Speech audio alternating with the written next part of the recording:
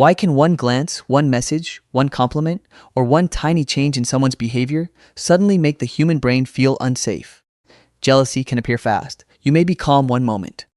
Then you see someone getting attention you wanted, or someone you care about laughing with another person, and suddenly your mind starts building a whole story. What changed? Nothing obvious happened. But deep inside the brain, something ancient may have whispered, "Pay attention. You might lose something important." That is what makes jealousy so strange. It often feels too big for the moment. A friend hangs out with someone else and it stings. A partner seems distracted, and your mind starts searching for clues. A coworker gets praised, and part of you feels smaller. Someone online appears happier, richer, more loved, or more attractive, and suddenly your own life feels worse than it did 10 seconds ago. Jealousy does not always wait for facts. It reacts to signals, and humans are built to notice signals. We notice who is invited, who is chosen, who is admired, who gets attention, who moves closer, who pulls away. This may seem petty in modern life, but for most of human history, these things mattered a lot. Humans did not survive alone. A lone human was fragile. A human inside a group had food, protection, help, warmth, shared knowledge, and a better chance of raising children. So the human brain became deeply sensitive to social position. Being ignored was not just unpleasant. Being replaced was not just sad. Being pushed out could be dangerous. Jealousy may be one of the brain's old alarm systems for possible loss. Not certain loss, possible loss. That is why it can feel so unfair. Jealousy can show up before anything has actually happened. It is the emotional version of seeing smoke before seeing fire. Sometimes there is a fire. Sometimes it is just steam. But the alarm still rings. Imagine an ancient camp. There are only a few close allies, a few trusted bonds, a small group that shares food and protection. If someone important to you suddenly gives more attention to another person, that is not just a social detail. It could mean less support for you, less loyalty, less help when danger comes, less access to the group. A brain that noticed those changes early may have had an advantage. A brain that never noticed might lose allies, mates, status, or protection before realizing anything was wrong. So jealousy did not need to be pleasant. It needed to be loud. It needed to grab attention. It needed to make humans watch closely. That does not mean jealousy is always correct. It means jealousy is trying to protect something the brain thinks matters. This is where jealousy becomes different from simple envy. Envy is often about wanting what someone else has. They have the house, the attention, the face, the talent, the life. Jealousy is more about fear of losing something. A relationship, a place, a role, a bond, a feeling of being special. But in real life, envy and jealousy often mix together. You see someone get praised and you want the praise. But you may also fear that their success makes you less valuable. You see someone charming enter a room and you may not just admire them. You may worry they will take attention away from you. Jealousy is rarely just about the other person. It is usually about what their presence seems to threaten. And humans are very good at turning small threats into big stories. A delayed text becomes, "they don't care." A quiet mood becomes, "something is wrong." A compliment to someone else becomes, "I'm being replaced." A friend's new friendship becomes, "I matter less now." The brain fills in gaps because uncertainty feels dangerous. Humans would rather have a scary explanation than no explanation at all. This is one reason jealousy can feel so convincing. It does not arrive like a question. It arrives like evidence. Your chest tightens. Your thoughts speed up. Your attention narrows.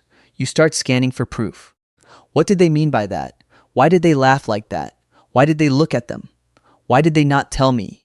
The jealous brain becomes a detective, but not always a fair detective. It looks hardest for clues that confirm the fear. It notices the one moment of distance and ignores the 10 moments of warmth. It remembers the threat and forgets the reassurance. This is not because humans are foolish. It is because fear changes attention. When the brain thinks something valuable may be at risk, it stops observing calmly and starts protecting. And protection can distort reality. Another reason jealousy comes so easily is that humans compare automatically. We do not just ask, "Am I okay?" We ask, often without realizing it, "Am I okay compared to them?" This is a deeply social habit. In a group living species, comparison gives information. Who has influence? Who is trusted? Who is attractive? Who is skilled? Who is rising? Who is falling? In ancient groups, status could affect access to food, mates, safety, and respect. Today, status can look like followers, money, beauty, talent, popularity, confidence, or being included. The setting changed. The comparison engine stayed. That is why social media can make jealousy explode. The brain sees hundreds of tiny status signals in minutes. Someone is traveling. Someone is loved. Someone is celebrating. Someone looks perfect. Someone is getting the life you wanted. The brain reacts as if it is watching the whole tribe decide who matters.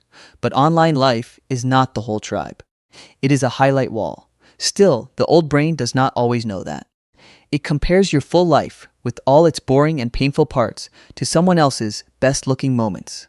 Then it asks, why am I behind? Jealousy also grows in places where identity feels shaky. When someone feels secure, jealousy may still appear, but it usually passes more easily. The person can think, that bothered me, but it does not mean I am worthless. But when someone already fears they are not enough, jealousy finds soft ground. It attaches to old worries, not attractive enough, not successful enough, not lovable enough, not interesting enough, not chosen enough. Then the outside event becomes proof of an inside fear. Someone else's attention feels like your disappearance. Someone else's success feels like your failure. Someone else's beauty feels like your flaw. This is why jealousy can hurt, even when no one did anything wrong. The pain may be less about the event itself and more about the story it wakes up. And that story often begins with a very human fear. What if I am not safe in this bond? Because humans do not only want resources. We want belonging. We want to feel chosen. A baby survives by being noticed. A child feels safe by being held in someone's mind. An adult may look more independent, but the nervous system still cares deeply about connection. Being valued by others tells the brain, you are not alone. So when that value feels threatened, jealousy can hit hard. It touches the same deep need that once kept us alive. But jealousy is not only about romance. That is the most famous version, but it appears everywhere. Siblings can feel jealous when one child gets more attention. Friends can feel jealous when a new person joins the circle. Workers can feel jealous when a coworker gets promoted. Artists can feel jealous when someone else gets praised for the thing they wanted to be known for.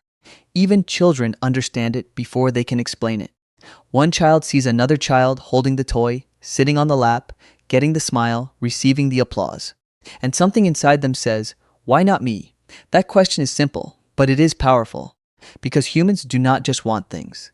We want signs that we matter. A toy can mean attention. A compliment can mean status. A message can mean closeness. An invitation can mean belonging. Jealousy often hides inside symbols. The thing itself may be small, but what it represents feels huge. This is also why jealousy can be embarrassing. A person may know, logically, that the reaction is too strong. They may know the friend is allowed to have other friends. They may know the partner did nothing wrong. They may know the coworker earned the praise. But emotions are not written like legal arguments. They are older than language. The feeling arrives first. The explanation comes after. And sometimes the explanation is just the brain trying to make sense of a body alarm. So what is jealousy really doing? At its best, jealousy points to something that matters. It says, this bond is important to me, or this goal matters to me, or I am afraid of losing my place, or I do not feel secure right now. In that sense, jealousy is information. But it is not always instruction. That difference matters. Jealousy can tell you where you feel threatened, but it should not automatically decide what is true. It may reveal a real problem, or it may reveal an old fear. It may show that a relationship needs honesty, or it may show that your mind is turning uncertainty into danger. It may show that you want something someone else has, or it may show that you have been ignoring your own needs. Jealousy becomes most harmful when humans treat it as proof. If I feel jealous, something must be wrong. If I feel replaced, I must be replaced. If I feel inferior, I must be inferior. But feelings are signals, not verdicts. They come from a brain trying to predict danger with incomplete information. And the jealous brain often predicts fast, too fast. That is why jealousy can be so easy to feel and so hard to trust. It is built from some of the deepest parts of being human: attachment, comparison, survival, status, memory, fear, and the need to belong.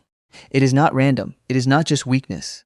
It is an ancient social alarm trying to protect connection and value in a world where connection and value once meant survival. So why do humans get jealous so easily? Because we are not built like isolated machines. We are built like social animals. We care who chooses us. We care where we stand. We care when attention moves. We care when bonds feel uncertain. And even in modern life, surrounded by phones, apartments, workplaces, and glowing screens, the old brain is still watching the group. It is still asking, am I safe here? Do I matter here? Could I lose this? Jealousy is uncomfortable because it reveals how much humans depend on invisible things: trust, attention, belonging, importance. The strange truth is that jealousy often feels ugly because it points to something tender. A human need to be held in someone else's mind. A need to know there is still a place for us. And maybe that is what jealousy really reveals. Humans do not only fear losing people. They fear losing the version of themselves that feels chosen.